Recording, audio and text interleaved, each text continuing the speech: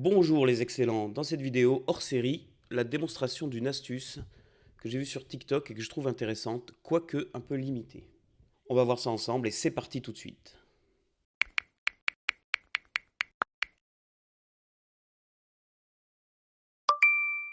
Donc l'astuce, quelle est-elle? Lorsqu'on divise un nombre par 9, donc on va prendre par exemple le nombre 17, pour trouver le résultat décimal, on prend ce chiffre-là, c'est-à-dire 1, on met une virgule, puis on fait la somme des deux chiffres, donc ici 1 plus 7 égale 8, et ce 8, on le répète à l'infini derrière le 1. Alors, ce qu'il faut savoir, c'est que cette astuce n'est valable que si le nombre au numérateur n'est pas un multiple de 9, et également si toujours ce même nombre au numérateur est compris entre 0 et 99. Et donc qu'est-ce qu'on va faire dans cette vidéo? Dans cette vidéo, on va montrer pourquoi l'astuce marche, c'est-à-dire pourquoi ici on retrouve bien le premier chiffre de l'écriture de ce nombre et pourquoi par la suite on a une infinité de chiffres qui correspondent à la somme des deux chiffres du nombre qui est au numérateur. Et ce qu'on va prouver aussi, c'est pourquoi cette limitation existe. En fait, pour que l'astuce fonctionne, cette limitation est indispensable et on va le prouver mathématiquement. En ce qui concerne cette remarque-là, eh bien ça, ce n'est pas quelque chose à prouver, puisqu'en fait, ça existe de manière intrinsèque à l'astuce. Ça veut dire quoi? Ça veut dire qu'on est obligé d'avoir un nombre qui s'écrit au maximum avec deux chiffres, parce que si on en a trois, l'astuce n'a plus de sens. Ici, après la virgule, on est censé écrire la somme de deux chiffres, mais s'il y a trois chiffres dans le nombre numérateur, que faire? S'il y a trois chiffres dans le nombre numérateur, toute l'astuce tombe par terre, puisqu'évidemment, l'astuce ne dit pas ce qui se passe quand il y a trois chiffres. Donc c'est pour ça que c'est une astuce, comme je disais en introduction, qui est un peu limitée. Il y a quand même cette condition qui fait qu'on n'a qu'une centaine de nombres numérateurs qui peuvent fonctionner, et également le fait qu'au numérateur, on ne doit pas avoir un multiple de 9, mais si on a un multiple de 9, bien évidemment, la division par 9 va être beaucoup plus simple. Et donc c'est parti. Donc on va formaliser ça un peu mathématiquement.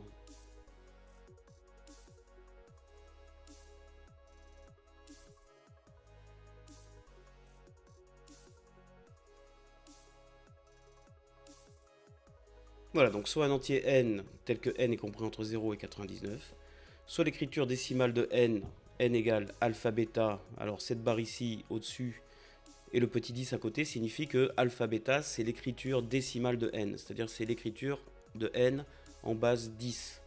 Donc ça signifie quoi concrètement? Ça signifie que alpha c'est le premier chiffre et bêta c'est le deuxième chiffre de l'écriture de n en base 10. Soit gamma égale alpha plus bêta, donc ici on définit un nouvel entier basé sur la somme de alpha et bêta, alors l'écriture décimale de n sur 9 et n sur 9 égale alpha virgule gamma gamma gamma jusqu'à l'infini en base 10, donc l'écriture en base 10, si et seulement si n n'est pas multiple de 9. Donc c'est parti pour la démonstration.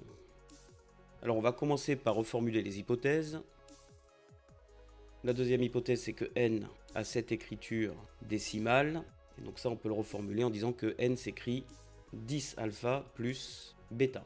Et donc à partir de cette écriture, on va exprimer n sur 9.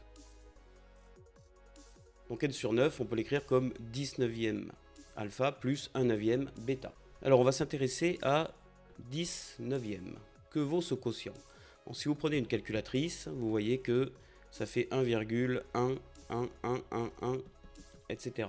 Évidemment, on retrouve ici ce qu'on a énoncé dans l'astuce. Mais puisqu'on est en train de démontrer l'astuce, on n'a pas le droit d'utiliser l'astuce. On n'a pas le droit de dire « Ah oui, ça marche parce que cette astuce existe ». Non, on est en train de démontrer l'astuce. Donc on n'a pas le droit de l'invoquer, on n'a pas le droit de l'utiliser.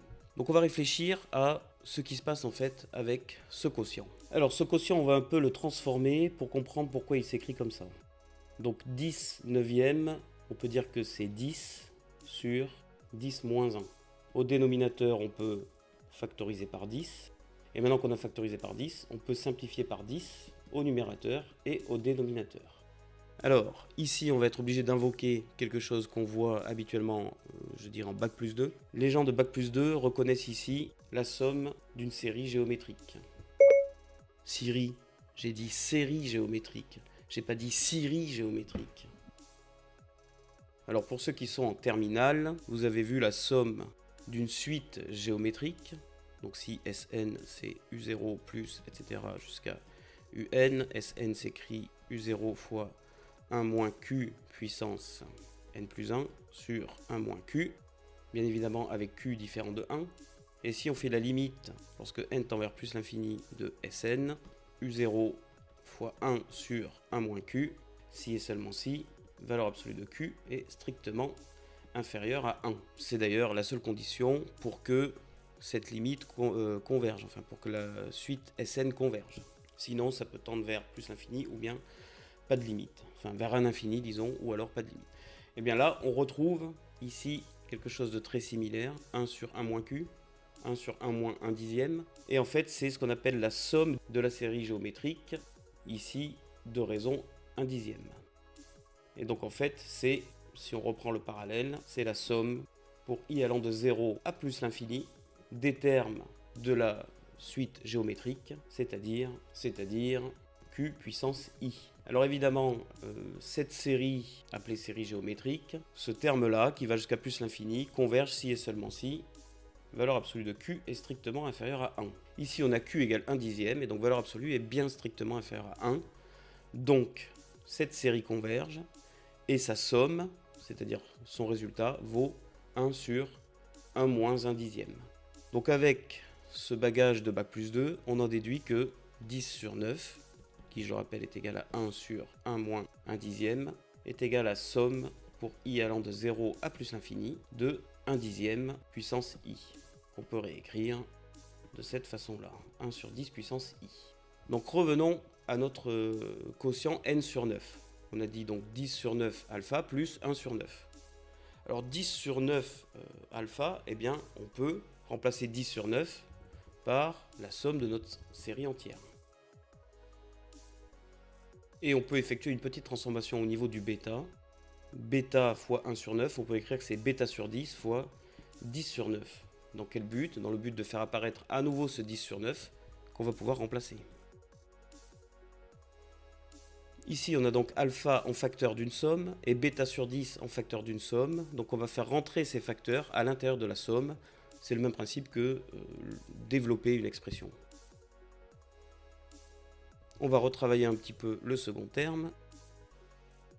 Donc bêta sur 10 divisé par 10 puissance i, c'est bêta sur 10 fois 1 sur 10 puissance i, et donc on peut le réécrire bêta sur 10 puissance i plus 1. Alors ici on aimerait avoir quelque chose qui ressemble un peu à l'autre terme, donc ce qu'on va faire au niveau de cette somme infinie, on va changer d'indice. On va poser j égale i plus 1. Alors si j égale i plus 1, lorsque i égale 0, j va valoir 0 plus 1, c'est-à-dire 1. Donc la somme commence à j égale 1. Et lorsque i tend vers plus l'infini, eh bien j va également tendre vers plus l'infini. Donc la fin de la somme, c'est toujours plus l'infini. En revanche ici, i plus 1, on va le remplacer du coup par j.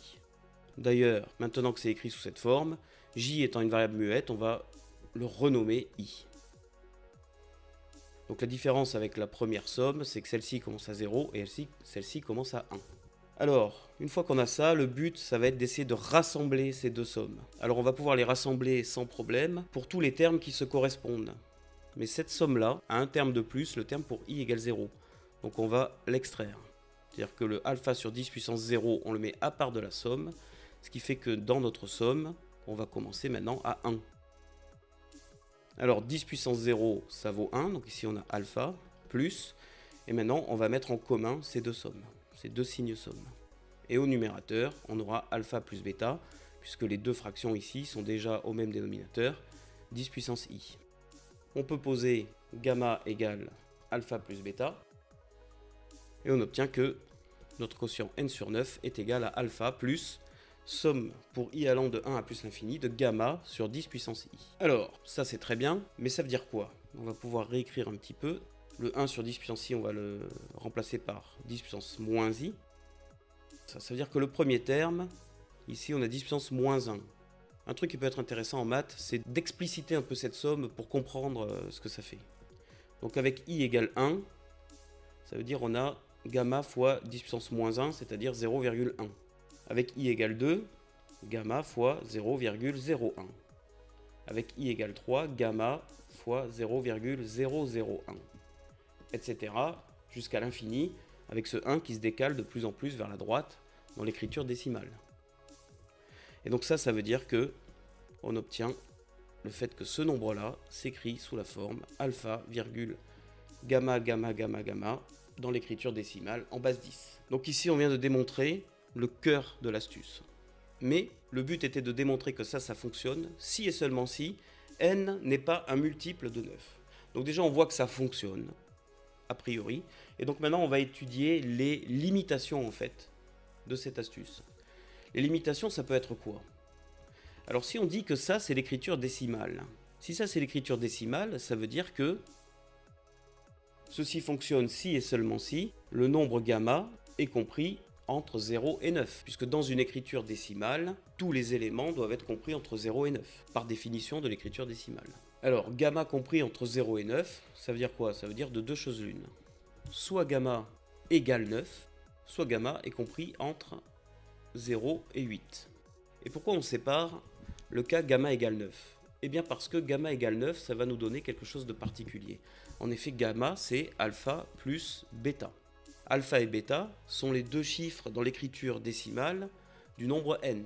Et vous avez vu depuis le collège les critères de divisibilité des nombres entiers. Un nombre entier est divisible par 9 si et seulement si la somme de ces chiffres, des chiffres qui le constituent en écriture décimale, est un multiple de 9. Donc si alpha plus bêta égale 9, on en déduit que n est multiple de 9. Et si n est multiple de 9, ça veut dire que n s'écrit comme 9k, avec k appartenant à n. Et du coup, le nombre n sur 9 va s'écrire 9k sur 9, et donc n sur 9 est entier. Et si n sur 9 est entier, on arrive à une absurdité. C'est-à-dire que ce qu'on a fait ici n'est plus valable. Toute la démonstration ici de l'astuce n'est plus valable. C'est absurde d'obtenir une écriture décimale avec une infinité de nombres après la virgule si le quotient en fait est entier. Donc on arrive à une absurdité. Donc ça veut dire qu'on vient de prouver que si n est multiple de 9, l'astuce ne fonctionne pas. Alors on va maintenant s'intéresser au cas gamma compris entre 0 et 8. À nouveau, on va étudier deux sous-cas. Soit gamma égale 0, ou alors gamma est compris entre 1 et 8. Alors si gamma égale 0, c'est-à-dire que alpha plus bêta égale 0, puisque alpha et bêta sont des nombres compris entre 0 et 9, ça veut dire que les deux nombres sont égaux à 0. Si les deux nombres sont égaux à 0, ça veut dire que n égale 0, et dans ce cas-là, on arrive également à une absurdité. Pourquoi? Parce que dans ce cas-là, n sur 9, c'est 0 sur 9 qui fait 0, et donc il n'y a pas d'écriture décimale avec une infinité de chiffres après la virgule, et donc c'est absurde. Mais alors il est intéressant de remarquer que 0, c'est aussi un multiple de 9. En effet, 0 c'est 9 fois 0. Donc 0 s'écrit bien comme la multiplication de 9 avec un nombre entier. Et donc en fait, les deux cas ici, gamma égale 9 ou gamma égale 0, se rassemblent en un seul, qui revient à dire l'astuce ne fonctionne pas si n est un multiple de 9. Il nous reste à étudier le cas gamma compris entre 1 et 8. Alors si gamma est compris entre 1 et 8, on peut en déduire que n n'est pas un multiple de 9.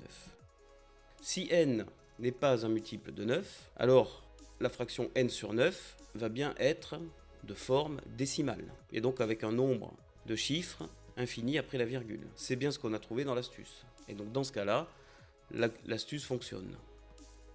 Donc finalement, on a prouvé quoi? On a prouvé que si n est un multiple de 9, l'astuce ne fonctionne pas. Et on a prouvé que si l'astuce fonctionne, alors n ne doit pas être un multiple de 9. Donc en fait, on a bien démontré l'équivalence, le si et seulement si, qui était dans la formulation de l'astuce. L'écriture décimale de n sur 9, c'est ça, si et seulement si, n n'est pas multiple de 9, ça veut dire ça marche, implique n n'est pas multiple de 9, c'est ce qu'on a vu. Et si n n'est pas multiple de 9, réciproquement, ceci fonctionne. On vient donc de démontrer cette astuce, ce qui termine donc cette vidéo. Et donc on peut se faire plaisir en dessinant le petit carré qui signifie, je le rappelle, CQFD, ce qu'il fallait démontrer. J'espère que cette démonstration t'a plu. Si c'est le cas, pense à liker et à t'abonner. Pour d'autres sources, va checker mon site web en description. Et moi je te dis à très bientôt dans une prochaine vidéo. Et n'oublie pas, pour devenir excellent, c'est Lucien Prof.